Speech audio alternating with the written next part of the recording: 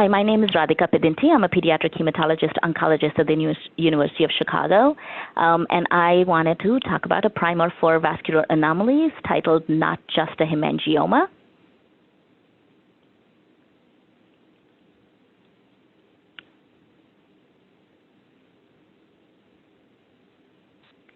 So here I paraphrase Shakespeare and Confucius when I say, what's in the name? It is the beginning of wisdom, because I've had a lot of patients referred as hemangiomas that end up not quite being a hemangioma. So I think calling it by the right name is important. And again, this classification that you see here is not so much to remember, but to know that vascular anomalies come in multiple flavors, and they can be a whole slew of them that one needs to know about. Patients can be either the omas or the vascular tumors, which can be benign, locally invasive, or malignant, or vascular malformations like lymphatic, venous, arterial, or mixed malformations. And we can, they are treated based on what we see. So common hemangiomas are common. They are variable in appearance. They have a phase of growth that is anywhere from 3 to 4 months, and then they have a phase of involution between 1 to 3 years of age. If there is a risk to vital structures, if there are anatomical considerations like eyes, lips, or anogenital area for bleeding, we think about treatment in these patients. We can either do oral treatment or it can be topical treatment. If we are going to consider propranolol for oral treatment, then these patients would get, if they're young, between less than 2 months of age, they would get inpatient treatment. Otherwise, they can get outpatient as well. Airway lesions need higher doses, and ulcerated lesions need lower doses. If they have lots of anomalies, then these are the ones that you would get ultrasounds for. And again, this just depicts patients that need treatment when they have lesions in the nose area and such. They are associated with some syndromes as well, like the PHACE syndrome, where you have posterior fossa anomalies, hemangiomas, cardiac anomalies, and eye anomalies. And these are, again, patients that one needs to recognize and know to look for. Then there are others that are referred to as hemangiomas, but are not quite the common hemangioma. This is a rapidly involuting hemangioma, but they can have arterial pulsations, they can ulcerate, they can bleed.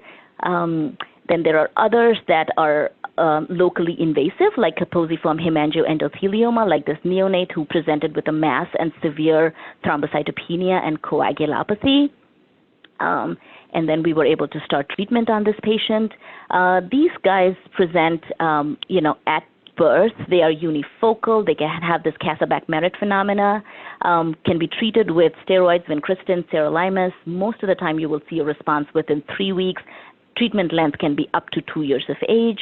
Sirolimus is initiated at 0.8 to 1 per meter square, either twice daily or once daily, and then you titrate the dose to keep a trough level between 8 and 13 for complicated patients. Patients with capillary malformations also look a little bit like hemangiomas, so they come to us as hemangiomas, but they do not typically regress. They grow with the patient, they get darker, need treatment for cosmesis and to reduce bleeding. They can be associated with syndromes as well, like the Sturge-Weber syndrome, where you have a dermatomal pattern of distribution along with leptomeningeal malformations, seizure, hemiparesis, glaucoma, etc. Then there are patients who present with venous malformations, which look like varicosities. They are slow flow lesions. They would get, you would get an MRI and an ultrasound for flow and for extent of the disease. Some of these patients will respond to mTOR inhibitors. Then there are arteriovenous malformations where there is a connection between the arteries and the veins resulting in shunting. And you can actually hear a bruit. If you do an ultrasound, you will see, fast flow in these patients as well. They sometimes need multiple specialties for treatment. The lymphatic malformations tend to be slow flow lesions with dilated lymphatic channels. They can either be macrocytic or microcytic, or they can have a mixed malformation.